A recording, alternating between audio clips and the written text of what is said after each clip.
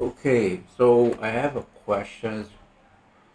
Is that what if I want to extract a list of all the names start from A? So how to do this, right? If you can use the filter function, and then I pre-formatted this, right? The table name is called T fruit, and then you have and I just want the product column, and then comma. Now we want the first letter, right? So we can use the left. The condition is that the first letter T fruit product column, right? The first letter from the left is equal to A, and you show. Other than that, you say no match.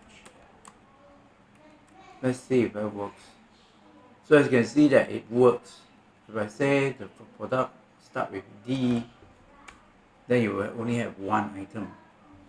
Now the other possibility is that you want to find out any product is having an A, right? So that one would be also using filter, and you can put there T fruit, and then you need to key in its number, search F6, search what? You got to tell Excel that you're searching this L letter from which column, right? The column is product column, close bracket. If cannot find, bracket, not found, and enter.